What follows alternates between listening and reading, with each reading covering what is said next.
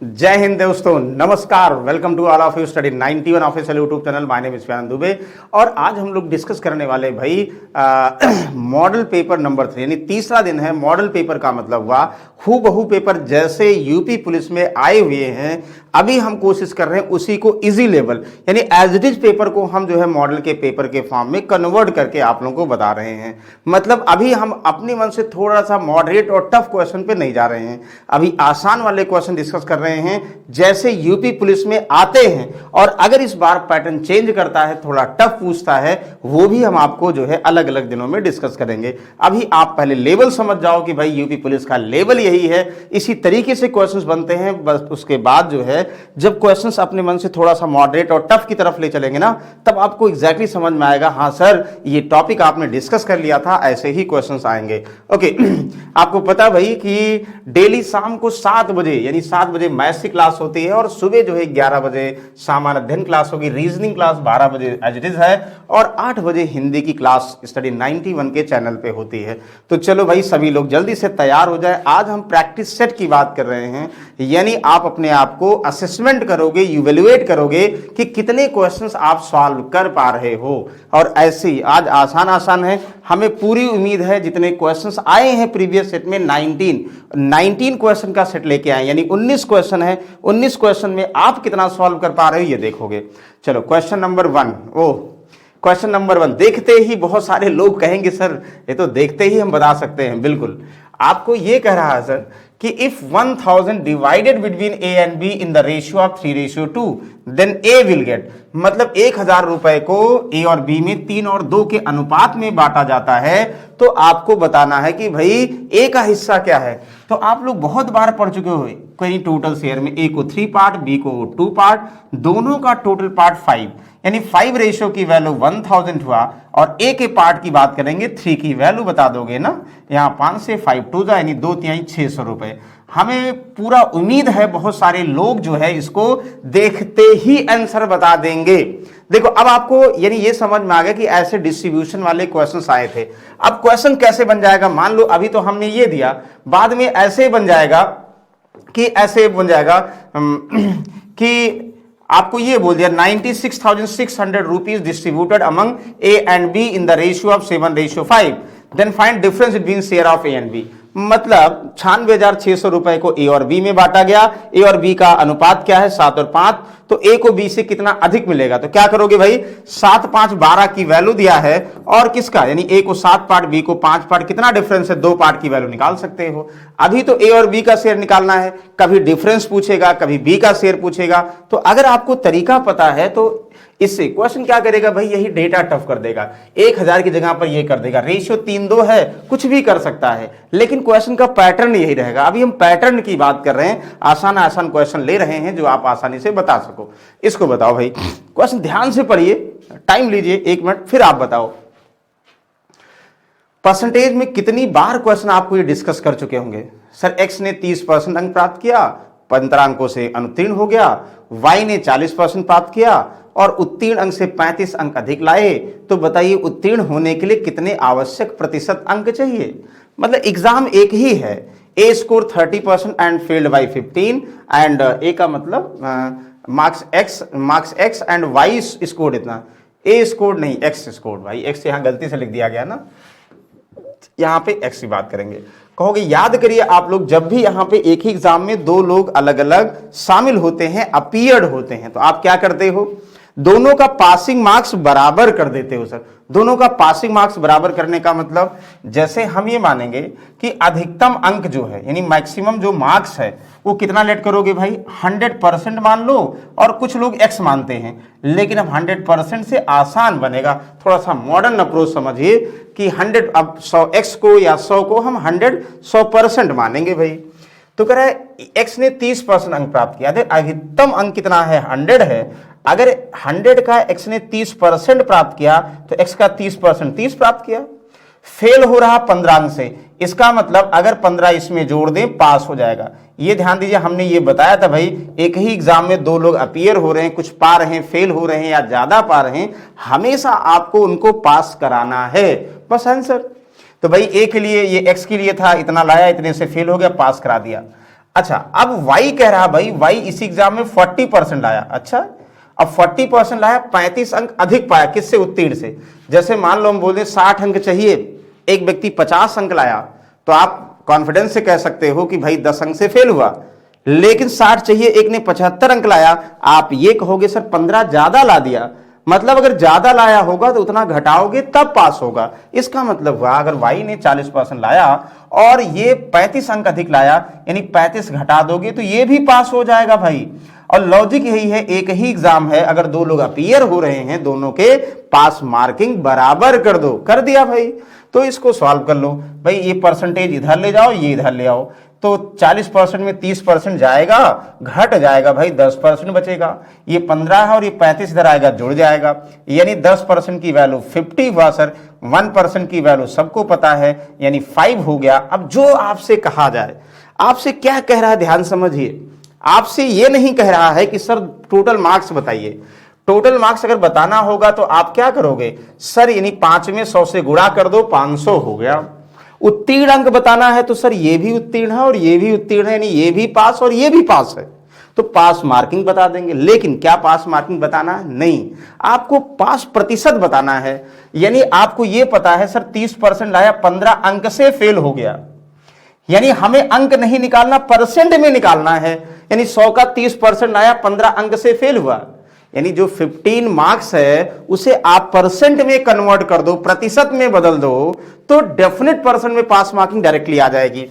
तो यानी आप कहोगे सर 5 मार्क्स की वैल्यू 1%, तो 15 मार्क्स की वैल्यू कितना होगा? इसका 3 गुना होगा सर, यानी 3%। आप ये बोल सकते हो 3% यहां इक्विवेलेंट टू 15 मार्क्स। तो 30% प्लस 3% यानी 15 मार्क्स, यानी पासिंग मार्क्स कितना है सर? 33%। चाहे इसमें सॉल्व करो चाहे यहां, यानी बिल्कुल सही 33% इज द करेक्ट आंसर। देखो, आपको अधिकतम अंक पासिंग मार्क्स नहीं निकालना पड़ा, अधिकतम अंक नहीं निकालना पड़ा, डायरेक्टली पासिंग परसेंट निकाल सकते हो इसी से। समझ में आया? कहोगे यस, वेरी गुड, बहुत अच्छी बात है। ऐसे क्वेश्चंस बहुत बार आए भाई। चलो अगले क्वेश्चन चलते रहे। यार इतना बच्चा सा क्वेश्चन, इतना इजी तो नहीं आएगा, पहले आया था। तो हम जब देखें ना इसको प्रीवियस सेट में, तो कुछ लोग मान लो चलो ठीक है करा देते हैं, कोई बात नहीं। लेकिन आपको हमने परसेंटेज में इससे टफ क्वेश्चन कराया था, ध्यान दीजिए। ये हम जो है ज्यादातर प्रीवियस सेट और उसी से थोड़ा सा मिलता जुलता, मतलब हमने क्या किया, हमने उसको बहुत टफ नहीं बनाया, आसान वाले क्वेश्चन को ही आज सॉल्व करा रहे हैं। लेकिन सारे ध्यान दीजिएगा प्रीवियस सेट से रिलेटेड हैं भाई। 90% ऑफ 61 बच्चों वाला क्वेश्चन है भाई। बच्चों वाले का मतलब एक क्लास 5th का स्टैंडर्ड का है। तो कहोगे सर बिल्कुल 9 से मल्टीप्लाई करें और एक डेसिमल लगा दें, 9 कम 9 छक 54, ठीक है, और डेसिमल लगा दें 54.9, 54.99। अगर ये जिसका गलत हो जाए तो इसका मतलब भैया पुलिस में भर्ती होने लायक नहीं है, मतलब वो जो है उसे और मेहनत करने की जरूरत है। तो इतना आसान क्वेश्चन हमें उम्मीद है सब लोगों को कंफर्म होगा। और ऐसे क्वेश्चन यूपी पुलिस में कभी कभी आए हुए हैं, डेटा चेंज हो जाएगा, बस बार बार डेटा चेंज होता, कॉन्सेप्ट चेंज नहीं होते। एक बार कॉन्सेप्ट अगर आप लोग पढ़ लोगे ना, तो डेटा कुछ भी चेंज करे क्या फर्क पड़ता भाई। अच्छा, अजय ने एक साइकिल को 15% लॉस पर 680 में बेचा, साइकिल का क्रय मूल्य, वाह। तो आप बताए थे चाहे इसको परसेंटेज से सॉल्व करो चाहे रेशियो से। हमने आपको क्या बताया था भाई, किसी भी आर्टिकल को 15% अगर लॉस पर बेचते हैं तो आप सबसे पहले लेट कर लो भैया खरीदेंगे कितने में हमें नहीं पता। हमने लेट किया कि सर 100 रुपए में खरीदा, यानी अगर 100 रुपए में खरीदेंगे और इस पर 15% का लॉस होगा, 100 का 15% 15 ही होगा। हम जान के 100 मान रहे हैं कि उसका 15% निकालना आसान हो। तो भाई अगर 15% का लॉस हुआ तो कितने में बेचेगा भाई? बेचेगा भाई आप कहोगे कि 85 पे बेचेगा। तो ये एजम्पशन है, एक बार आप लेट करोगे सीपी जितना खरीदेंगे उसका 15% लॉस होगा, बेचेगा उतने में। अब सीपी एक्स मानते हैं कुछ लोग 100 मानते हैं, कुछ लोग रेशियो मानते हैं, कुछ भी मान सकते हो। हमने 100 माना, 100 में खरीदा, 15 लॉस यानी 85 में बेचा। ये हमारे इमेजिनरी डेटा है। और कह रहा बेचा कितने में भाई? 680 में। तो बेचा 85% की वैल्यू 680 और आपको सीपी चाहिए 100 की वैल्यू, जिसकी वैल्यू दिया है यानी 85% बराबर 680। तो 1% निकालो 100 निकालो, परसेंट तो वैसे कट रहा ना, कोई मतलब है नहीं। 85 जो दिया होता नीचे करोगे, क्योंकि जब 1% निकालोगे वो डेटा नीचे जाएगा भाई ना। 85% की वैल्यू दिया, 100 निकालना है। तो 17 पचे 85, 17 चौका 68, 5 48। कहोगे सर इतना आसान क्वेश्चन अगर आ जाएगा तो जो है कल्याण हो जाएगा, यानी 800 रुपए। भाई कुछ लोगों के लिए ये भी टफ होगा, जो लोग नहीं पता है, देखो इसी में कंफ्यूजन हो गए होंगे। कुछ लोग यही कर रहे होंगे, 680 का 15% निकाल कर घटा दे रहे होंगे। वो सीपी नहीं है, वो एसपी है। तो आप पहले मतलब या तो सीपी लेट करो भाई, एक्स था उसका लॉस करो, उसके बाद एसपी के इक्विवेलेंट करो, और चाहे ऐसे मान लो। कहोगे यस वेरी गुड। चलो क्वेश्चन नंबर 5वां, ये कितनी बार इस टाइप के क्वेश्चन आपको डिस्कस कर चुके होंगे, अगर याद हो तो बताइए। भाई एक दुकानदार अपने सामान पर क्रय मूल्य से 20% अधिक अंकित करता है, मतलब जितना सामान का क्रय मूल्य था उसका 20% बढ़ाकर मार्क किया। मतलब ये हुआ कि अगर 100 रुपए क्रय मूल्य था, हमने मान लिया, तो 120 रुपए वह मार्क करेगा बेचने के लिए। इतना एग्री है? यस बिल्कुल, समझ में आ रहा है, वेरी गुड। अगला देखो, करा अंकित मूल्य पर 10% का डिस्काउंट देता। हमने ये लेट कर लिया, इसके बिहाफ पर हम एमपी निकाल रहे हैं। जो अब मान लिया, अब एक बार लेट करने के बिहाफ पर ही सारी चीजें आगे करते ना। तो अब कह रहा है एमपी का 10% डिस्काउंट पर बेच दिया। मार्क प्राइस हमारा 120 है, तो इसका 10% डिस्काउंट यानी 90 में बेच दिया। 10 डिस्काउंट का मतलब अगर 100 एमआरपी होगी, 90 में बेच दिया, तो ये एमआरपी दिया है तो 120। तो कुछ लोग ये भी कर देंगे, सर 120 का 10% निकाल कर घटा देंगे। बात वही हुआ, 12 9 108, यानी 108 में बेच दिया। मतलब आप कह सकते हो कि 120 का 10% 12 हुआ, तो 120 में 12 घटा दोगे 108 आ जाएगा। Yes very good. बता सकते हैं कि भाई हमने 100 अगर सीपी माना था, तो 120 उसका 20% बढ़ाकर मार्क प्राइस होगा, 10% डिस्काउंट के बाद 108 बेचेगा। अब आप बताओ रिजल्टेंट प्रॉफिट कितना हुआ भाई, यानी प्रॉफिट परसेंट का मतलब प्रॉफिट 100 में खरीदा 108 में बेचा, 8%। किस पर? सीपी। जब 100 सीपी होता तो डायरेक्टली 8% प्रॉफिट बोल सकते हो ना, 100 पर 8% 8 ही होगा, तो एक लाइन में बता सकते हो। ये बताओ क्लियर है? यस वेरी गुड, बहुत अच्छी बात है। ये आपको कितनी बार बताएं इस टाइप से, और भी तरीके, नेट चेन से भी इसका सॉल्यूशन है, और आप लोग रेशियो से भी इसको सॉल्व कर सकते हो। तरीका बहुत है, लेकिन एक बार 100 से ही सारी चीजों को आप लोग समझे थे। चलो इसको बताओ। कहोगे साधारण ब्याज की दर से 925 का 5 वर्ष में मिश्रधन इतना हो जाएगा, मतलब आपको ब्याज की दर निकालना है।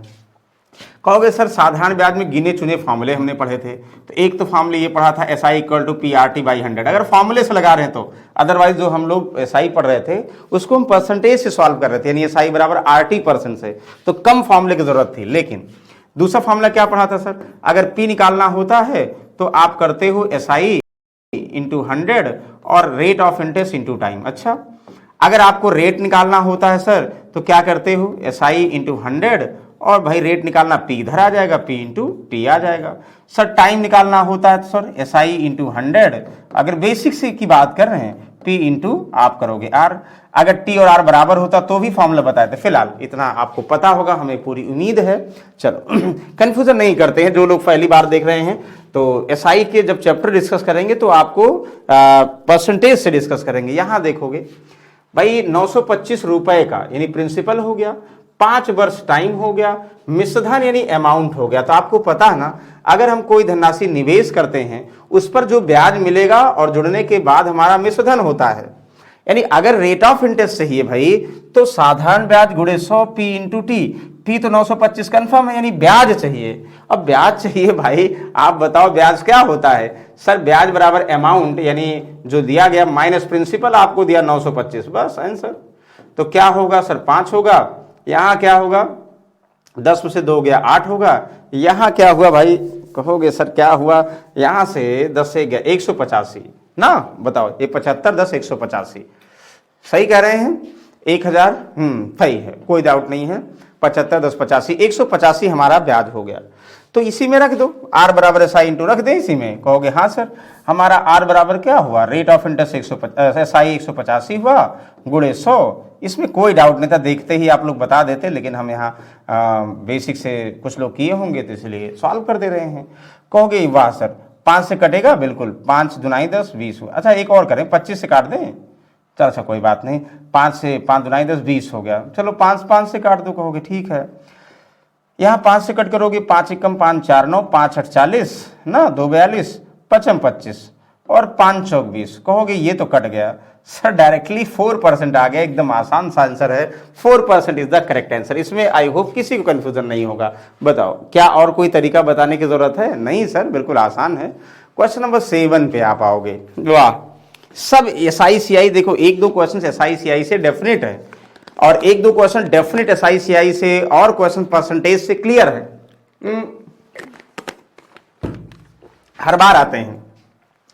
12.5% वार्षिक ब्याज की दर से 8,000 रुपए 2 वर्षों में चक्रवृद्धि ब्याज बताओ। याद करो भाई, हमने बताया था पास्कल लॉ बताया था और भी रूल्स बताए थे कि कुछ लोग ये भी पढ़े होंगे ना, ये भी, तो मूलधन का जितना परसेंट यहाँ होगा ये दोनों पे होगा, उसका इतना परसेंट यहाँ होगा, पूरा CI होगा, ये भी बताए थे।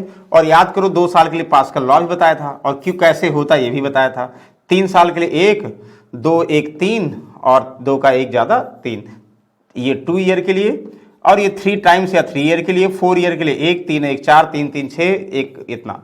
तो ये ध्यान दीजिए 4 ईयर के लिए 5 साल तक बहुत आसानी से सॉल्व करते थे, इंटरेस्ट पे इंटरेस्ट निकालते जाते थे ना। चलो, जिसको कंफ्यूजन होगा आप जाओगे CI देख लोगे, वो डायरेक्टली बताए हुए हैं। चलो फिलहाल यहाँ दिया रेट ऑफ इंटरेस्ट 12.5% ना, प्रिंसिपल आपका 8,000 रुपये, सबसे इजी तो यही दे दिया गया भाई, 8,000 आपका प्रिंसिपल दिया गया, rate of interest 12.5%, time 2 year ना। तो आप अगर चाहो तो रेट ऑफ इंटरेस्ट अगर मिक्स फ्रैक्शन में हो या जो है डेसिमल्स के फॉर्म में हो तो उसे फ्रैक्शन में कन्वर्ट कर सकते हो। बहुत सारे लोगों को पता होगा कि 12.5% की वैल्यू होती है 1/8, यानी जैसे 100 का 12.5 पार्ट वैसे 8 का 1 पार्ट ना, बिल्कुल। तो क्या करोगे भाई, सबसे पहले आप लोग 8,000 का क्या निकालोगे, 8,000 का निकालोगे 12.5% यानी 1/8 निकालोगे ना, तो कितना हुआ 1,000। फिर 1,000 का 1/8 निकालोगे, मतलब 2 साल का तो 2 बार निकालोगे, पास्कल लॉ पे जा रहे हैं ना।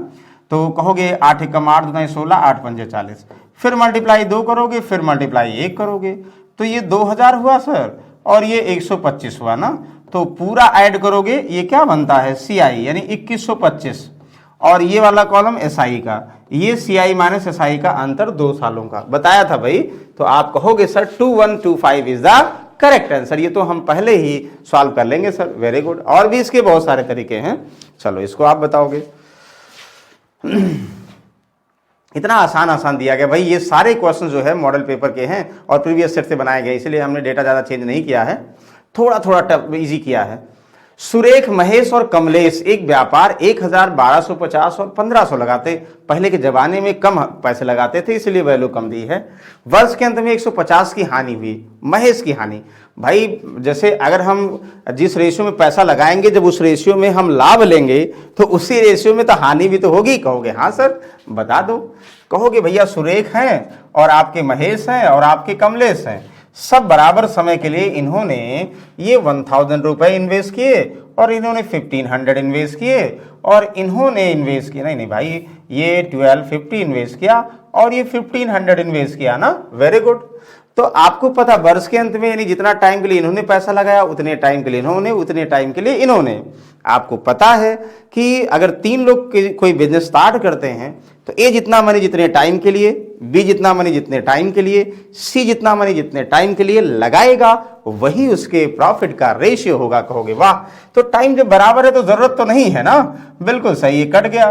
तो कहोगे 24, 25 100 का 100, 25 पंचे 125, 25 छक्का 150।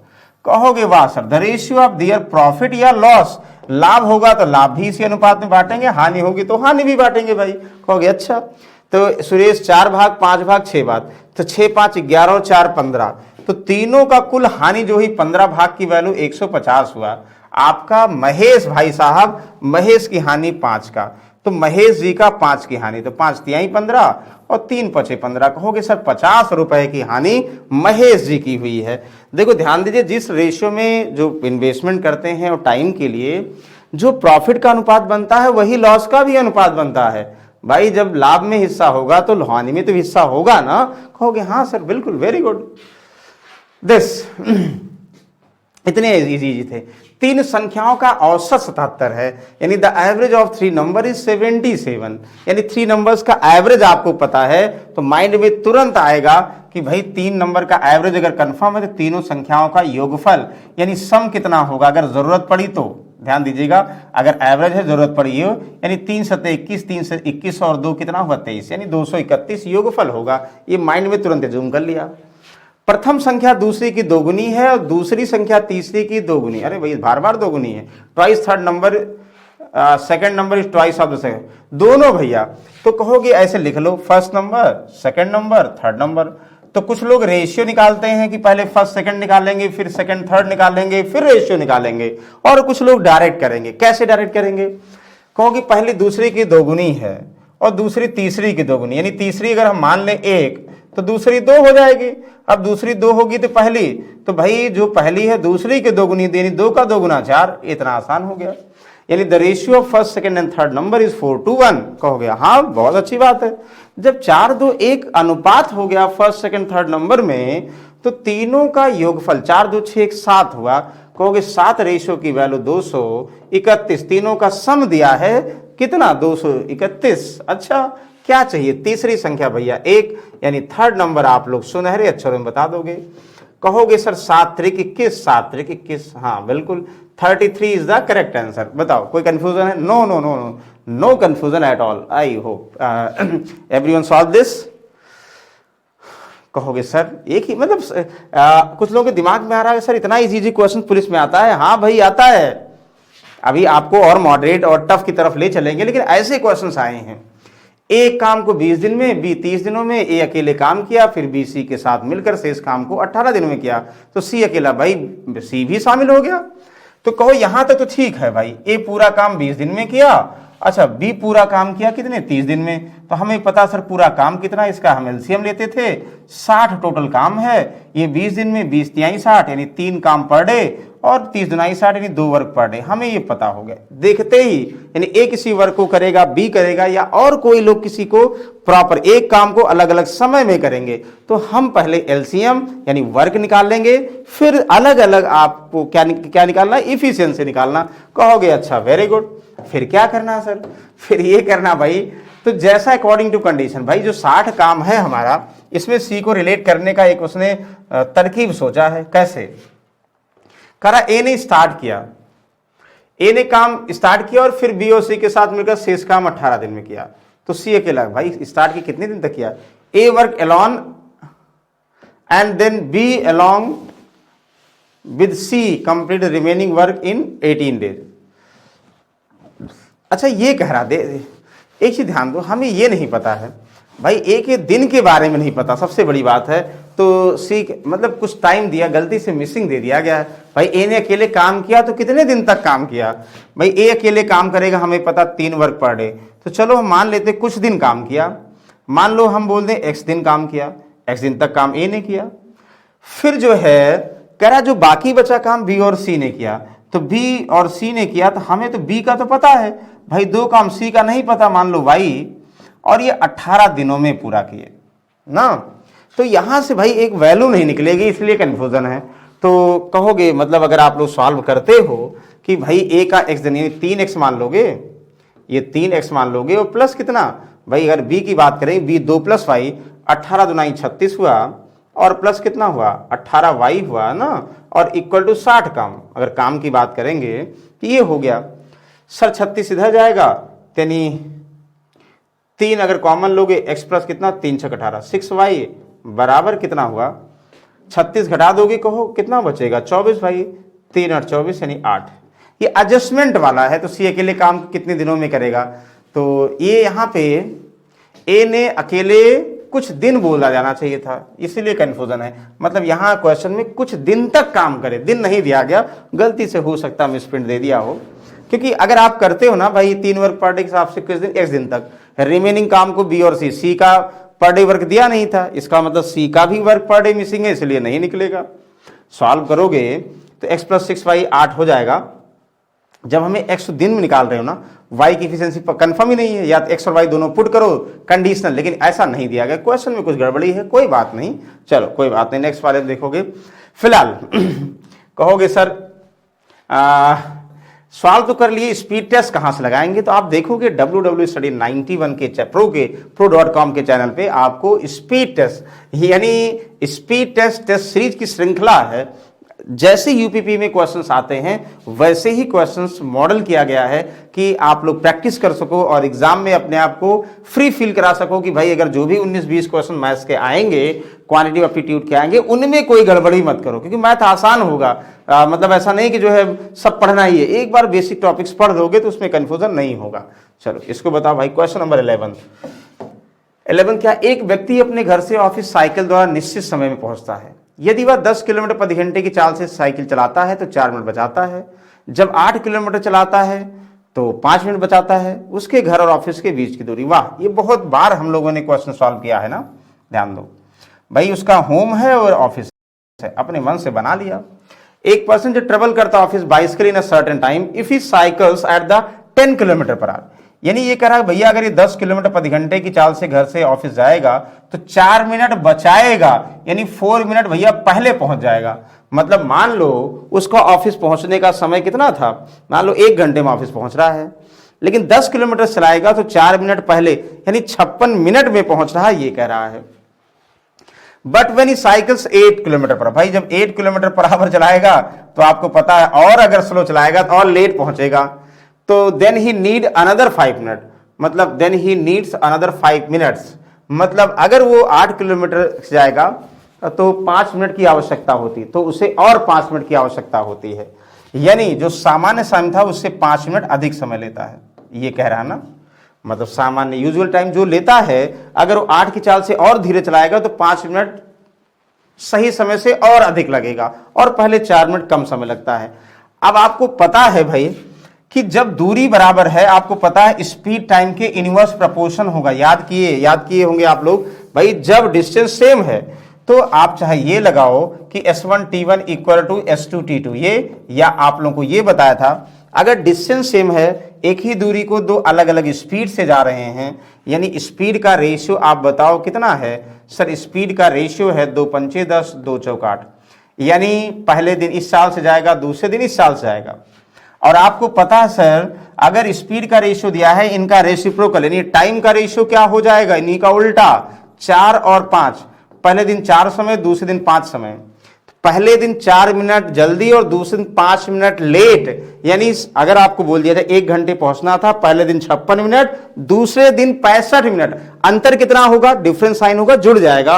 आप कहोगे सर 4 मिनट पहले 5 मिनट बाद, यानी 9 मिनट का अंतर, बिफोर टाइम और आफ्टर टाइम जुड़ जाएगा, 9 मिनट का अंतर। तो एक रेशियो की वैल्यू 9 मिनट, तो 9 चौक 36, यानी 36 मिनट सर पहले दिन लगते हैं, 9 पचे 45 मिनट दूसरे दिन लगते हैं। समय निकालना होता डायरेक्ट निकाल लोगे कि पहले दिन 36 मिनट, दूसरे दिन 45 मिनट। अब आपको क्या पूछा, डिस्टेंस पूछी जा रही, दूरी बराबर चाल गुणा समय। पहले दिन की चाल 10 किलोमीटर प्रति घंटे और 36 मिनट, तो मिनट को आवर में करोगे तो 60 से डिवाइड कर दोगे, कहोगे हाँ सर, बस सॉल्व कर दो, 6 छक 36, यानी 6 किलोमीटर भैया उसका ऑफिस है। कितना किलोमीटर, पहला ही 6 किलोमीटर। चाहे दूसरी चाल से कि 8 किलोमीटर प्रति घंटे की चाल से 45 मिनट लगाता है तो भी कितना दूरी जाएगा, 6 किलोमीटर जाएगा। कंफर्म हो गया, यस, वेरी गुड। चलो अगले क्वेश्चन की बात करते हैं। ये सब आप बहुत बार लगा चुके होंगे भाई। एक हॉल है, लंबाई चौड़ाई है, जिसकी छत की क्षेत्रफल इतना है, चारों दीवारों का क्षेत्रफल इतना है, तो हॉल की ऊंचाई।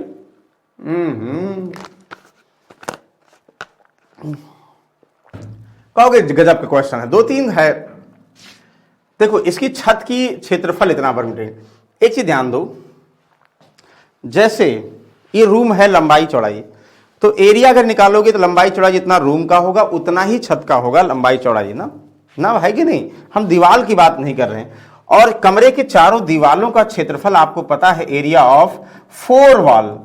कमरे के चारों दीवारों का क्षेत्रफल याद करो भाई, 2 गुणे लंबाई प्लस चौड़ाई इंटू ऊंचाई होता है कि नहीं होता, कहोगे हाँ सर होता है।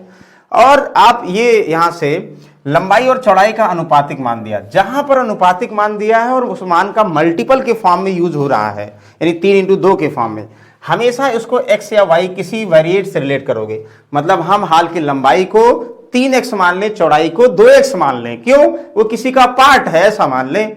तो छत का क्षेत्रफल होने का मतलब, यानी वो एरिया की बात करें, एरिया ऑफ रूफ, छत लंबाई और चौड़ाई होगी कि नहीं होगी, यस। लंबाई और चौड़ाई का मतलब छत की बात कर रहे हैं, लंबाई इतना, चौड़ाई कितना, 2x, रूम की लंबाई चौड़ाई यानी छत का एरिया 600। तो 5 3 दूनी 6, 6x स्क्वायर बराबर 600। कहोगे हाँ सर ये 6 यानी कितना हुआ, कट जाएगा 100, x स्क्वायर बराबर 100, तो x बराबर कितना 10 आ गया सर। हमें पता हो गया 10 तिहाई 30 सर, 30 मीटर रूम की लंबाई है और 20 मीटर रूम की चौड़ाई है। कहोगे हाँ सर वेरी गुड। बताओ कोई कंफ्यूजन? कोई कंफ्यूजन नहीं है, हमें पूरी उम्मीद है सबको पता होगा ये। अच्छा अब क्या कह रहा है, चारों दीवारों का क्षेत्रफल दिया तो हाल की ऊंचाई। अब तो भाई रख दो ना, आपको पता दो लंबाई कितना भाई 30, चौड़ाई कितना है 20, इंटू ऊंचाई कितना है नहीं पता, बराबर कितना है 1500। यानी कमरे के चारों दीवारों का क्षेत्रफल 1500 दिया है, जब लंबाई दिया है चौड़ाई दिया है तो 2 इंटू लंबाई प्लस चौड़ाई इंटू ऊंचाई बराबर चारों दीवारों का क्षेत्रफल, तो ऊंचाई अपने आप आ जाएगी। तो कितना हुआ भाई 3 2 5 यानी 100h, 100h बराबर 1500 ना। कहोगे यस, तो h बराबर सर 15 मीटर। वाह बहुत अच्छी बात है, ये सर फॉर्मूले में ही रखना था, डायरेक्ट आंसर आ गया। कहोगे यस वेरी गुड। बताओ कोई कंफ्यूजन है? कोई कंफ्यूजन नहीं है, हमें पूरी उम्मीद है बहुत सारे लोगों का आंसर आ रहा होगा। गुड। ए किसी काम को 18 दिन, बी 15 दिन पूरा करता है, बी 10 दिन कार्य करके चला जाता है, ए को बचा हुआ कार्य अकेले करने में कितना समय लगेगा? वाह भाई वाह, वही बार बार, ये तो बहुत बार आप लोग सॉल्व कर चुके होंगे। ए 18 डेज, बी 15 डेज। तुरंत सबसे पहले भाई क्या करोगे? कहोगे ए अगर 18 दिन, बी 15 दिन, सबसे पहले हम काम कितना है, हम एक काम नहीं मानते सर, हम अपने मन से बढ़ा देते हैं। कितना? ये 18 और 15 का एलसीएम तो कितना भाई 18 पंचे 90 ना, तो 90 वर्क मान लिया 18 पंचे 90, यानी ए एक दिन में 5 वर्क करेगा और भी 15 छक्का 90 6 वर्क करेगा। ये तो पहले काम कर मतलब लिखना है। फिर कहोगे सर जो टोटल काम है कंडीशनली करना है, कैसे करना भाई? बी जो है 10 दिन काम करके चला जाता है, तो और जो है ए को बचा हुआ अकेले कार्य करने में कितना समय लगेगा? भाई बी अकेले, इसके बारे में भी कह रहा, if B leaves after working 10 days then how much time will it take. अच्छा ये भी ध्यान दीजिएगा, दोनों एक साथ तो नहीं कर रहे हैं, दोनों एक साथ नहीं कर रहे हैं। देखते हैं जैसा क्वेश्चन, क्योंकि भाई B leaves after working for 10 days, B 10 दिन छोड़ के चला गया, then how much time A, मतलब एक साथ काम किए 10 दिन वर्क करके चले गए ना। नहीं भाई एक साथ नहीं, इसका मतलब अलग अलग है। बी एक दिन में कितना करेगा 6 और 10 दिन काम करेगा भाई तो 60 वर्क करके चला जाएगा। मैं अकेले स्टार्ट किया, ये लाइन क्लियर नहीं थी ना, लेकिन आप समझोगे क्योंकि दोनों करेंगे तो 10 दिन में ज्यादा हो जाएगा, जितना काम से भी ज्यादा काम हो जाएगा। तो 10 दिन में अगर बी स्टार्ट करेगा तो 60 वर्क करेगा, तो बचा कितना भाई 90 में 30 वर्क बचा। इसको कौन करेगा? बी लेफ्ट कर दिया ए। आप बताओ एक दिन में कितना करेगा 5 वर्क, तो 5 वर्क के हिसाब से 30 वर्क को कितने दिनों में? 6 दिनों में करेगा। अरे सर इतना आसान क्वेश्चन, यस बिल्कुल आया हुआ है भाई, तो समझ में आ रहा है, यस बिल्कुल। चलो नेक्स्ट देखोगे, क्वेश्चन नंबर 14 पे आते हैं भाई। 14 क्या कह रहा है, ध्यान से पढ़िए आप लोग। पहले अजय कार्यशाला जाने के लिए बस स्टॉप के लिए नियमित दिनों की अपेक्षा 15 मिनट पहले निकल जाता है, घर से बस स्टॉप पहुंचने में 10 मिनट लगते हैं। वह बस स्टॉप प्रातः इतना बजे पहुंच जाता, बताइए सामान्य दिनों में कितने बजे घर से निकलता? ध्यान समझिएगा। Ajay leaves for bus stop 15 minute earlier than and regular days to go to office. भैया बस स्टॉप ऑफिस कह रहा कि अजय जो है कार्यशाला बस स्टॉप के लिए नियमित दिनों की अपेक्षा 15 मिनट पहले निकल जाता है। मान लीजिए जितने भी निकलना था 15 मिनट पहले निकल जाता ना, ठीक है। मान लो बस कार्यशाला में 8:30 बजे मिलती है, तो भाई 8:15 पे घर से निकल लिया, घर से बस स्टॉप पहुंचने में 10 मिनट लगते हैं। कहोगे ओहो 10 मिनट लगते हैं, घर से बस स्टॉप पहुंचने में 10 मिनट लगते हैं। कहोगे अच्छा। वह बस स्टॉप प्रातः 8:40 पर पहुंच जाता है। कितने बजे भैया? वह 8:40 पर पहुंच जाता है, प्रातः 8:40 पर। तो बताइए सामान्य दिनों में वह कितने बजे घर से निकलता था? बहुत अच्छा क्वेश्चन है, बस घुमाने वाला क्वेश्चन। आप बताओ क्या होगा? कहोगे सर कुछ करना नहीं है, 8:40 पे पहुंचता है तो वह बस प्रातः 8 पर पहुंच जाता है ना। He reaches the bus stop at इतना in the morning. Tell me what is the, जैसे आप ये बताओ 8:40 से पहुंच जाता, 10 मिनट लगते हैं, इसका मतलब डेली वो 8:30 बजे घर से निकलता होगा, ठीक है ना। 8:30 बजे घर से निकला, लेकिन एक बार गलती हो गई। क्या गलती हो गई भाई?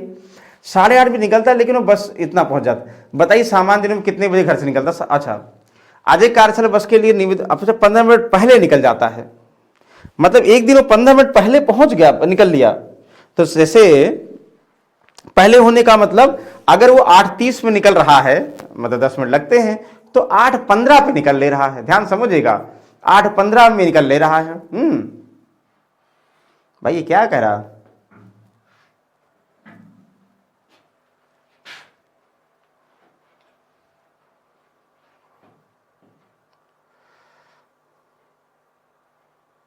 8:25 होना चाहिए भाई, ये तो कंफ्यूजन लग रहा है।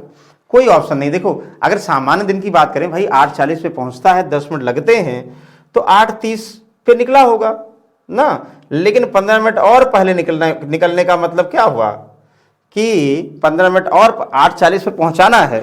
ये तो कहा नहीं था, थोड़ा सा कंफ्यूजन इसमें क्वेश्चन में कर दिया गया। हम 15 मिनट और पहले अगर हम बोल दें कि मान लो 8:30 पे पहले दिन निकल जाता है, तो 8:30 पे निकलेगा ना, 8:15 पे निकलेगा, 8:25 पे पहुंचेगा। यहां कोई नहीं भाई।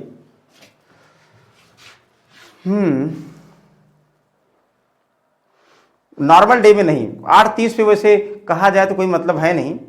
बताओ कोई कंफ्यूजन है?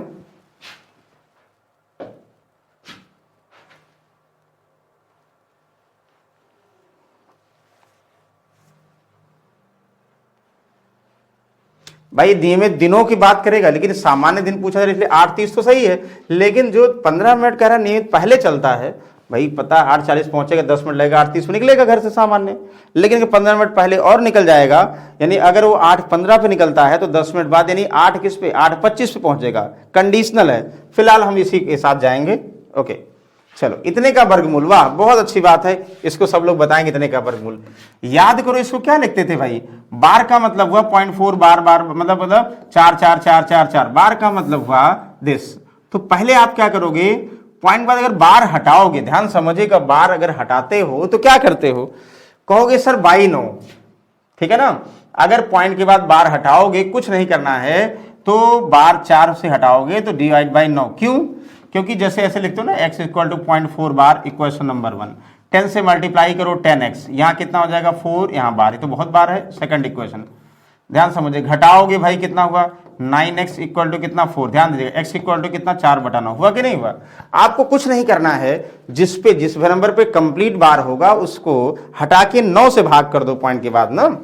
तो अब इसका अंडर रूट निकालो, कहोगे सर 2/3, और 2/3 का मतलब कितना हुआ सर 0.66666, यानी कितना 0.6, मतलब 0.666 का मतलब 0.6 कहोगे। वाह बहुत अच्छी बात है सर, वेरी गुड। इसको बताओ, समीकरण को हलने का उपयुक्त विकल्प क्या है। विकल्प तो सॉल्व करना है, इतना आसान। 106 का स्क्वायर माइनस कितना, ये तो बहुत सारे तरीके, ए स्क्वायर माइनस, कुछ लोग ये भी करेंगे सर ए स्क्वायर माइनस बी स्क्वायर के हिसाब से करें, यानी ए प्लस बी और ए माइनस बी, शायद इससे भी आसान हो जाए। और दूसरा तरीका और भी, स्क्वायर निकाल के घटा दो, जैसा इजी लगे। मतलब 106 का स्क्वायर लिख सकते हो, 94 का स्क्वायर, तो एक तरीका हुआ 106 प्लस 94, हाँ ये ज़्यादा आसान है ना, और 106 माइनस 94, यानी a plus B A minus B हो जाएगा। 106 94 कितना हुआ सर 200 हुआ, इंटू कितना 106 माइनस 94 कितना 6 6 12 हुआ, 12 दूना 2400 हुआ सर।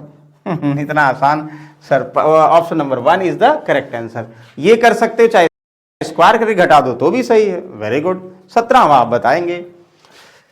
ये तो सबसे आसान है भाई, पॉइंट के बाद 2 प्लेस है, यहां भी और यहां भी, तो सबसे पहले लास्ट से प्लेस ऐड करो, यानी 1 3 1 4 और 4 4 कितना हुआ 4 4 8, यानी लास्ट में 8 होगा।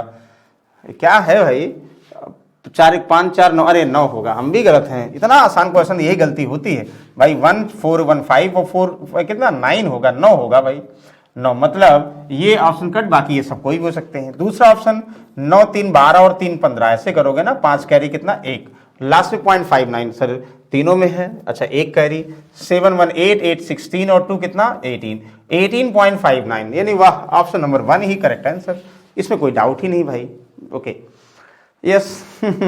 ये सब तो बच्चों वाले क्वेश्चन आप कितनी बार सॉल्व किए होंगे भाई साहब। इसको ऐड करो, कहोगे सर 4 और 3 कितना 7 हुआ, नंबर को अलग ऐड करते हैं, फ्रैक्शन को अलग ऐड करते हैं, 1/2 प्लस कितना 1/2, 1/2 कितना हुआ सर, आधा आधा 1 हो गया सर। इतना आसान कैसे आ गया सर 8, यानी option number 3 is the correct answer. 3.5 4.5 का मतलब 3 4 7 7.5, एक लाइन में आंसर बता सकते थे आप। 108 इतने का महत्तम HCF क्या होगा, तो आप बताओ कैसे बताए थे। 108 144 और 180 कैसे बताए थे आपको, कि एक तो फैक्टर मेथड बताए थे भाई, फैक्टर करो जिसमें मैक्सिमम वैल्यू कॉमन होगा उससे करोगे। दूसरा आपको बताए थे, अगर याद करो, कि सबसे डिफरेंस जिसमें सबसे कम होगा 144 और 108 का अंतर 36, या तो 36 इसका HCF होगा या तो इसका फैक्टर। देखो अगर 36 से सारे नंबर्स कट जा रहे हैं तो ये इसका HCF होगा। 36 दिया 108, 36 चौका 36 पंचे, इसका मतलब 36 से सब कट जा रहे हैं, 36 इज द करेक्ट आंसर। वाह, बताओ कोई कंफ्यूजन है? कोई कंफ्यूजन नहीं सर, बिल्कुल सही है। और अरे खत्म, मतलब इतना चुटकियों में आप लोग सॉल्व कर लिए कितने 19 क्वेश्चन जो पहले आते थे। तो आई होप किसी को कंफ्यूजन नहीं रहा होगा भाई, सभी आसान क्वेश्चन, एक में थोड़ा कंफ्यूजन था, बाकी सब सही था। और आपको पता है स्टडी 91 के चैनल में चाहे यूपी की बात करो, एमपी की बात करो, दिल्ली हुआ या राजस्थान हुआ, सभी में जो है यानी ये सर ने बहुत अच्छे से वो डिजाइन किया है। किसके लिए भाई? यूपी कांस्टेबल के लिए सामान्य अध्ययन की बात की जा रही है। और इसके साथ प्रैक्टिस सेट, चाहे किसके कांस्टेबल के प्रैक्टिस सेट फ्री में आपको दिया जा रहा है। तो आप कोशिश करिए भाई, स्टडी 91 प्रो चैनल पर जाइए और विजिट कीजिए, और जो भी आपको हेल्प लगता है कि भाई इससे हमारा सिलेक्शन हो सकता है, तो बिल्कुल हम लोग सभी लोग साथ हैं। तो चलिए भाई, नेक्स्ट समय फिर से मिलते हैं। कोशिश करिएगा भाई, ये जो अब डिस्कस कर रहे हैं, श्रृंखला लेके आए हैं, ये पहले कुछ क्वेश्चन मतलब 5 से 6 हम लोग मॉडल पेपर क्या करेंगे, बिल्कुल बेसिक वाला है ये, फिर मॉडरेट वाला, फिर टफ वाला। तो ये कोशिश करिए, अगर सारे आप क्वेश्चंस लगाते हो ना तो सारे चैप्टर के एक बार ओवरव्यू कंफर्म हो जाता है आपको कि हाँ सर ये नहीं ऐसे हमने पढ़ा था, रिकॉल हो जाता माइंड में। तो बिल्कुल डेली आप भाई 7 बजे जोड़ना ना भूलें। 7 बजे अब डेली हम शाम को मिलेंगे आप लोग से। तो तब तक के लिए भाई टेक केयर, गुड नाइट।